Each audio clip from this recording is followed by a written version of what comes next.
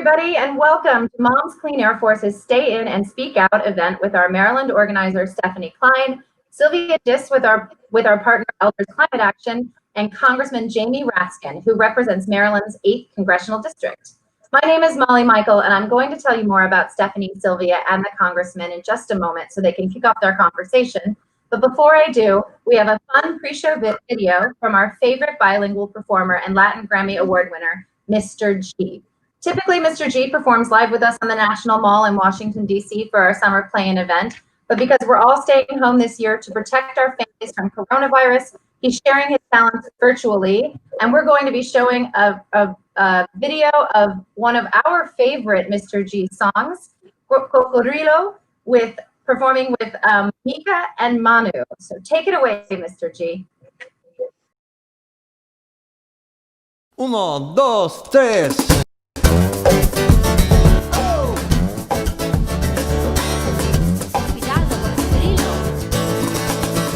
Cocodrilo, cocodrilo, no me creo tu sonrisa. Cocodrilo, cocodrilo, ahora no tengo prisa. Oh, just the other day, I was walking by the river and I saw something strange. It gave me the shivers, sharp shiny teeth, two beady eyes. She said, come a little closer, you get a big surprise. Cocodrilo, cocodrilo, I don't believe your smile. Cocodrilo, cocodrilo, you're a mean old crocodile. Cocodrilo, cocodrilo, no me creo tu sonrisa. Cocodrilo, cocodrilo, ahora no tengo prisa. Ten cuidado por el río, ten cuidado por favor. No crocodile, she's knocking at your door. Be careful by the river, be careful pretty please. She's a hungry crocodile and she doesn't want grilled cheese. Cocodrilo, cocodrilo, I don't believe your smile. Cocodrilo, cocodrilo, you're a mean old crocodile. Cocodrilo, cocodrilo, no me creo tu sonrisa. Cocodrilo, cocodrilo, ahora no tengo. 1, 2, 3. Ten cuidado. Mucho cuidado. Cocodrilo en la soberanía.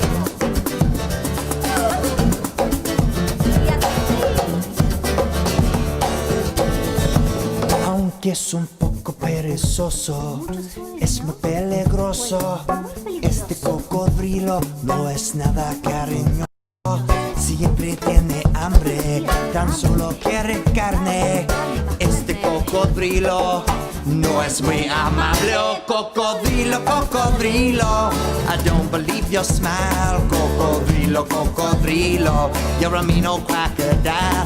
Cocodrilo, cocodrilo, no me creo tu sonrisa. Cocodrilo, cocodrilo, ahora no tengo prisa. Cocodrilo, cocodrilo, I don't your smile.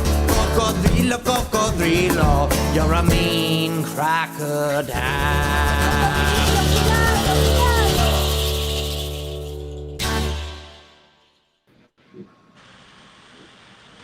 I love starting my day with a song about crocodiles. Welcome back, everybody, and thank you, Mr. G, for that special treat before we get started with our event today. I'd like to introduce our 3 panelists and let them take it away with their conversation.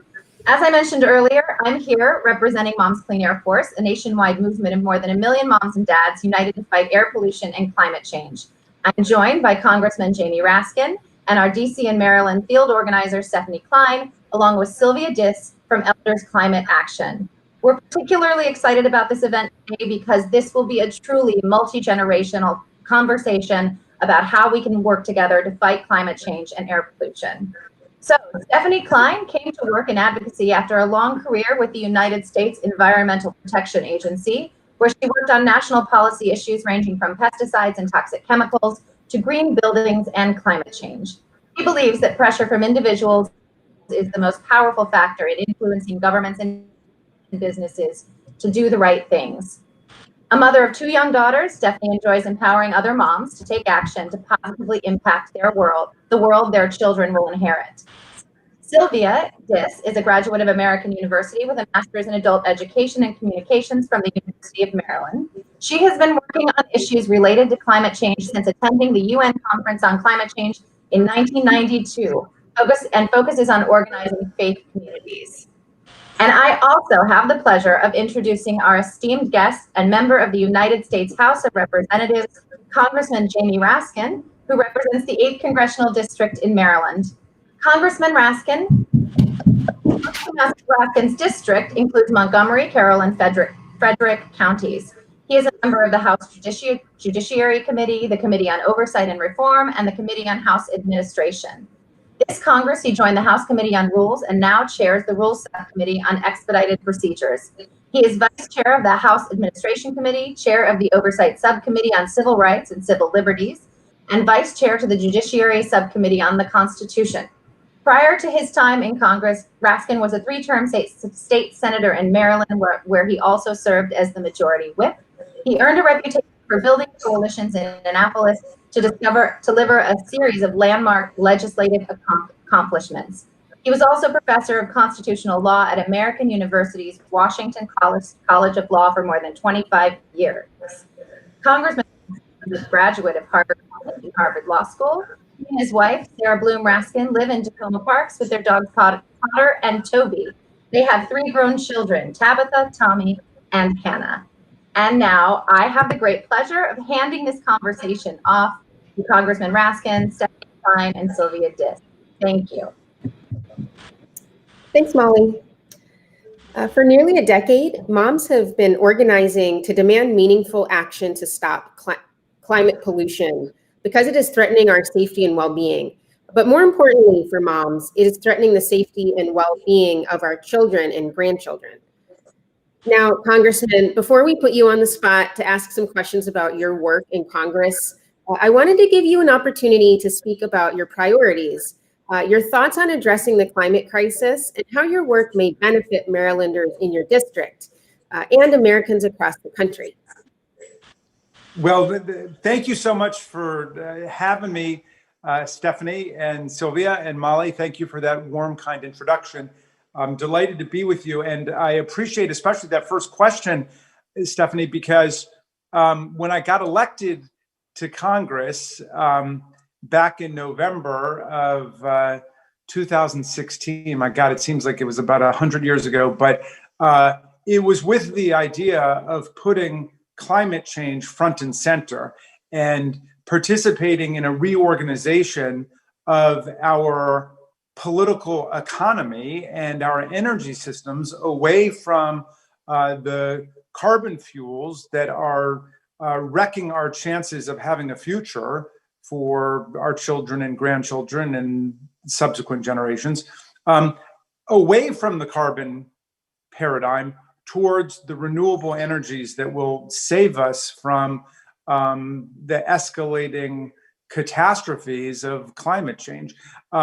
All of that got derailed by Donald Trump's suspect victory in the Electoral College the very same night in November of 2016. So I've basically spent my time over the last 4 years playing defense against an increasingly racist, authoritarian, chaotic, and deranged administration. Now, in addition to everything else they've done to corrupt our politics and corrupt our economics and put everybody's lives in danger with now more than 190,000 dead Americans from the COVID-19 crisis, they have also pulled the plug on America's efforts to combat climate change. And so we have gone from being an active participant and sometimes leader in climate change efforts around the world to becoming an international environmental renegade and outlaw and pariah state. The president, of course, withdrew us from the Paris Climate Accords and has been doing whatever he can to trash Clean Air Act, Clean Water Act regulations to promote coal ash pits and mines and ponds, and essentially to reverse decades of progress that we've been able to make on the environment since the 1970s. So I'm very hopeful that this election will allow us the opportunity to put the failed state policies of the Trump administration behind us and to begin a process of reconstruction, of rebuilding all of the lost promise of American politics. But these days, that means everything has to be seen through the lens of climate change and the absolute emergency that we're in. I think California has lost already 2.3 million acres to forest fire this year in 2020, which is more than was lost in 2019 in the entire year. And, we're not even done with the year yet. So we're seeing, all of these escalating crises related to climate change. And we know that the kind of leadership we have right now is not leadership at all from the COVID-19 crisis. We're going to need real leadership, real focus, and real visionary goals that we set ourselves to if we're going to make it and if we're going to save our climate system.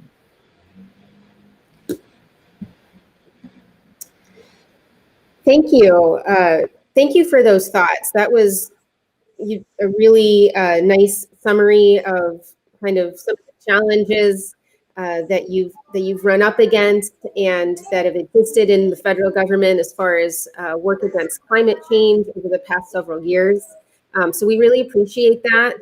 And we also certainly are thankful to have you as an ally in Congress. So now, before I turn this over to Sylvia, and before we hear some questions from your constituents, I wanted to briefly discuss the newly released climate report from the Select Committee on the Climate Crisis. This roadmap for climate action would put us on a path toward climate safety to protect the health of our future children. Congressman, what do you think about this roadmap? And what do you see as your role in helping to move this important agenda forward? Well, I've been very supportive of this process. I'm not on that committee. I think I would have liked to have been, but I'm on too many committees already. So I don't know that I would have actually been able to contribute as much as a member. But I did send all of my ideas. I'm thrilled that they understand and articulate the importance of putting a price on carbon pollution. Right now, we've been living on the false assumption that just because nobody pays for it directly, that the destabilization of the climate system is cost-free. It's not cost-free. All of us are paying for it all of the time with the record velocity hurricane events, with record drought, with the rising sea levels, with the collapse and disappearance of the glaciers, and the rapid spread of disease and climate-related infestations. All of these things impose a terrible cost on us. And so what we really need to do is to put a cost or fix a cost and a price on carbon pollution so we can begin to wrestle the demon to the ground. We need to reject liability relief for corporate polluters. And I'm thrilled that that's in the report too. We know that the industry forces have been trying to use not just climate change, but COVID-19 as an opportunity to insulate themselves from all of the costs that they've imposed on the rest of society. They essentially want a get out of jail free card, and they want total immunity and impunity for what they've done. And that's not going to be acceptable. I wrote a letter, which I think 75 or 85 members of the House signed along with me, to the leadership saying that we would not accept under any circumstances the excuse of the crisis of COVID-19 to nullify the liability of carbon polluters. So that was in there too. I was very happy about that. And I was also happy that there was some validation of the work I've been doing as chair of the Oversight Subcommittee on Civil Rights and Civil Liberties to reform the FERC process, which is so lopsided and tilted towards granting permits for the development of natural gas pipelines and stampeding the rights of property owners, landowners in the process. So we've had some success in court in moving this, and I was very glad that this was also recognized in the report that was released by our special committee. Thank you for sharing those thoughts, Congressman. And it is very interesting to hear you talking about the true cost of carbon pollution and all the ways in which we as a society are paying those costs and have been for a long time. So it really is great to hear that this roadmap addresses that. And now I'd like to turn it over to our partners at Elders Climate Action to ask you some questions before we hear from some of your tiniest constituents. Sylvia, would you like to take it away? Sure. Okay. Hi, Jamie. I'm co-chair of the local group of the Elders Climate Action. Okay. Nationally, we're about 10,000 strong grandparents. We're concerned about the future of the grandchildren. I mean, we've educated them and we've nurtured them, but that's not enough. We're talking, of course, about their future, to have a livable planet as they grow and grow older. We're organized at the state, national, and local level, and we're actually focused pretty much now on the election. As you say, it's so important to get the right people in place so that these ideals that we have can be accomplished. We're urging our members also to be aware of things like, locally, like fracking, the ag reserve, the solar panels in the ag reserve, regenerative farming, things like that. But right now, I think a lot of us are focused on the election. And so I'm interested in your communicating effectively with our members.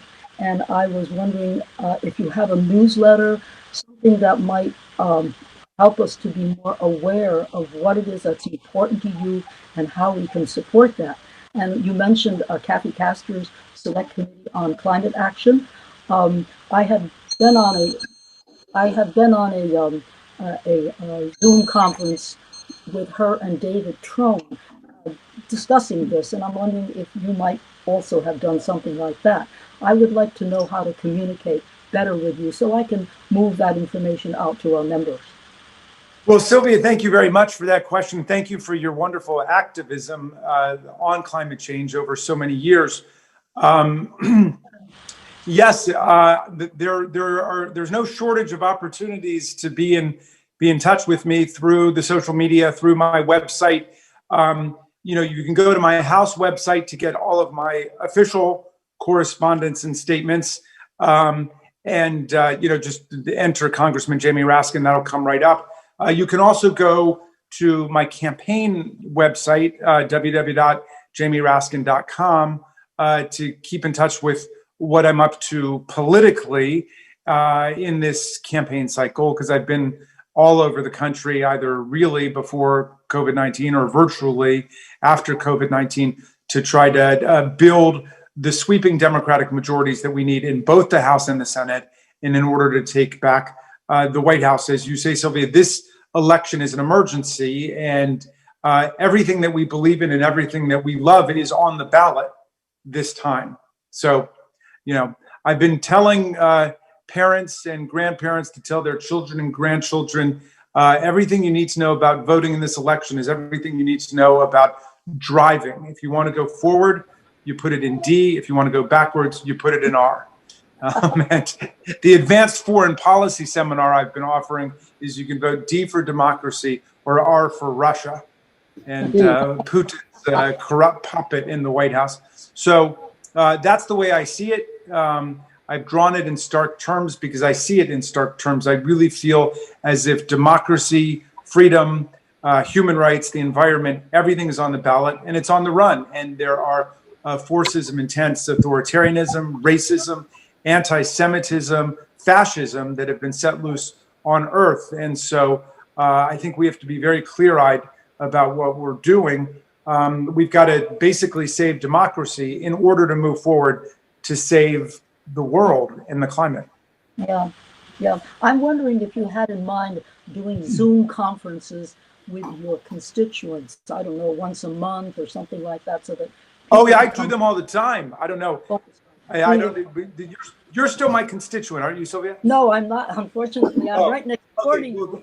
well, that's why I think you've missed it. But no, I've probably done a dozen or 15 Zoom town hall meetings with my constituents, and I mean, I do Zoomers all day long.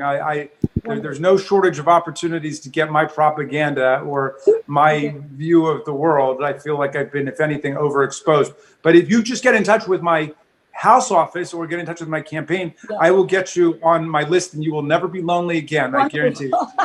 Thank you, Jim. And then I'll pass it on. Okay. Well, wonderful. I appreciate it. Okay. Okay, thank you. Thank you, Congressman. Thank you, Sylvia. So we're really covering all the generations today in our discussion. Now we're going to turn it over to some of your tiniest constituents to hear what they have to say. Our first question comes from Lucas. My name is Lucas. I think that climate change might flood most of Maryland. Mm-hmm. What are you going to do about it? Well, I missed the beginning of Lucas's question. What did he say covers most of Maryland?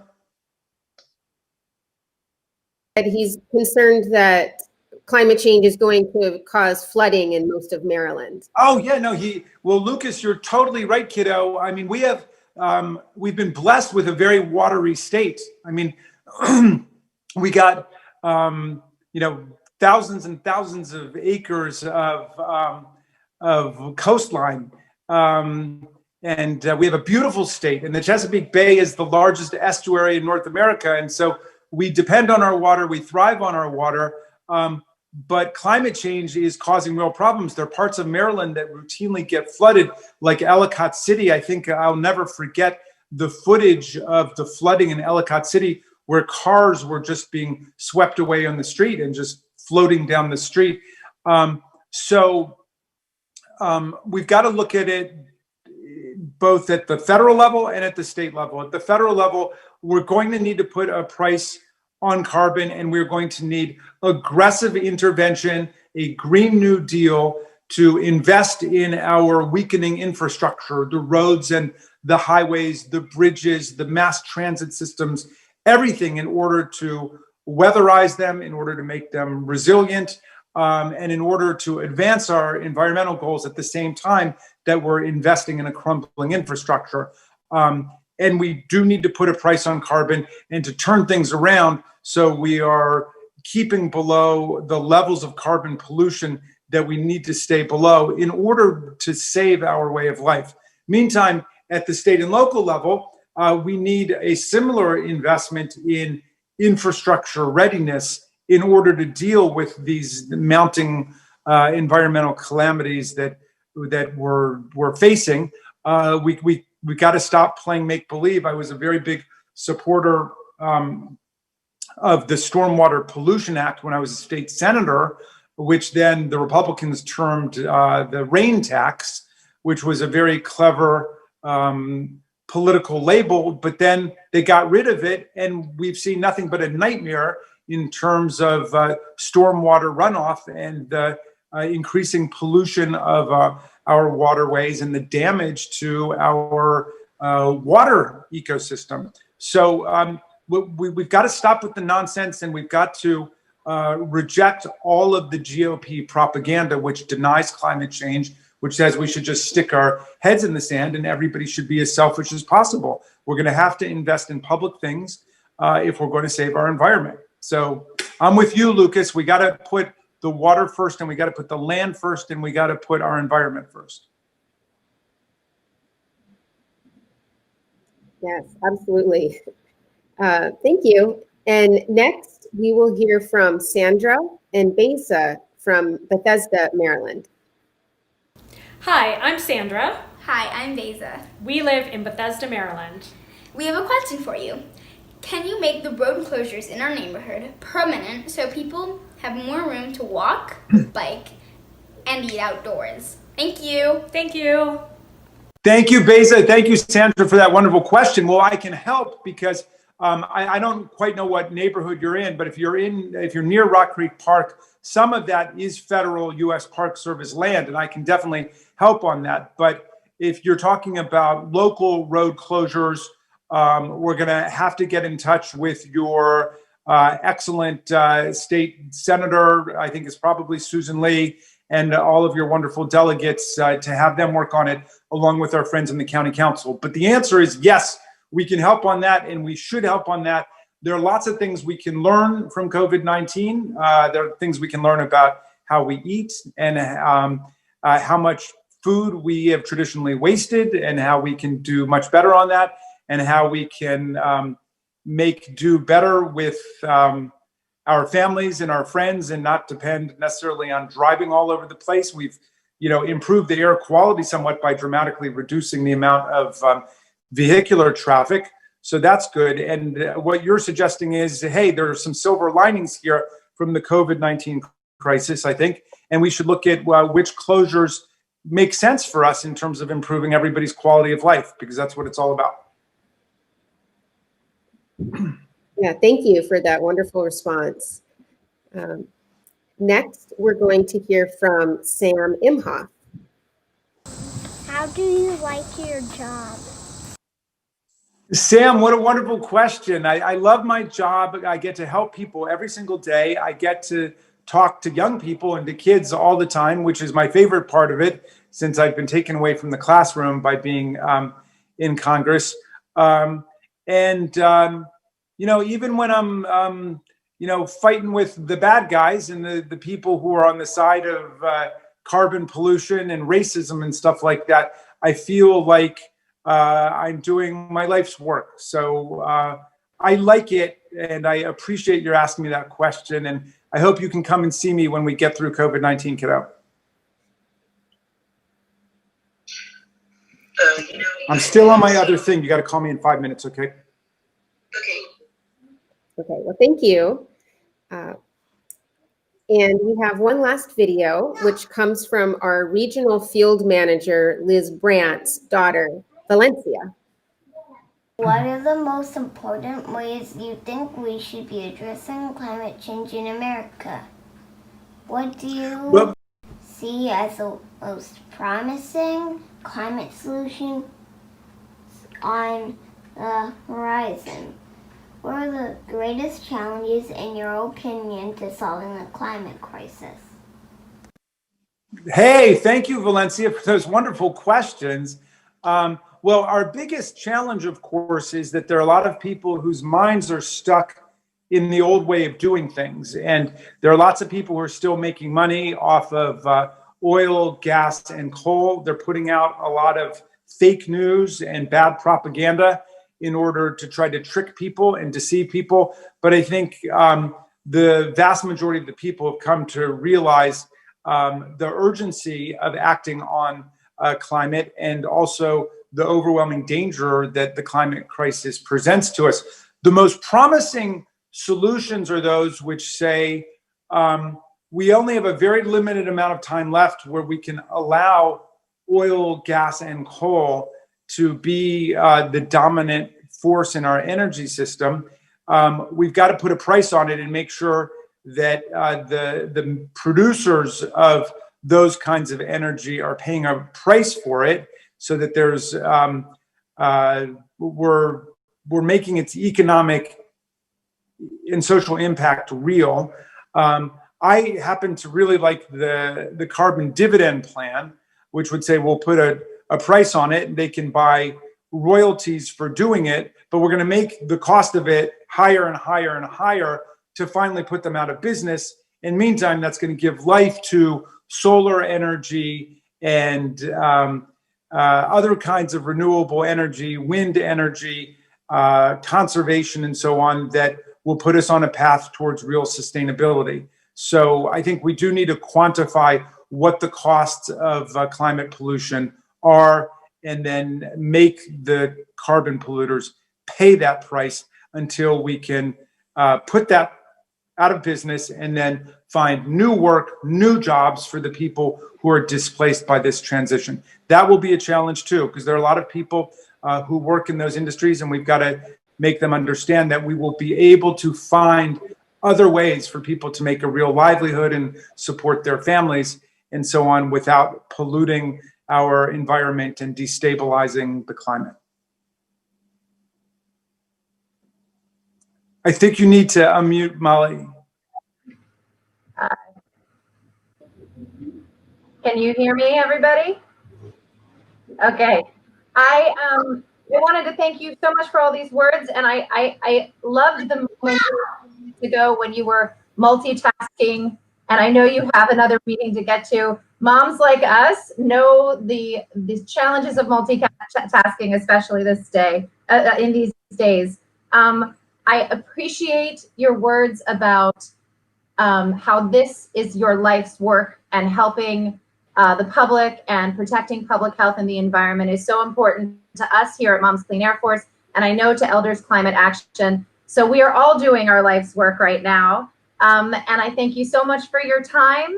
And we are going to wrap up for now, but for everybody watching on our social media handles, please join us on Saturday, September 12th for our finale for our Stay In and Climate Action events, featuring Mr. G, and lots of clips from our highlights of our stay-ins all summer long. Thank you so much, Congressman. Thank you, Stephanie. And thank you, Sylvia. Have a great day, everybody. Bye-bye. Thank you so much, Molly.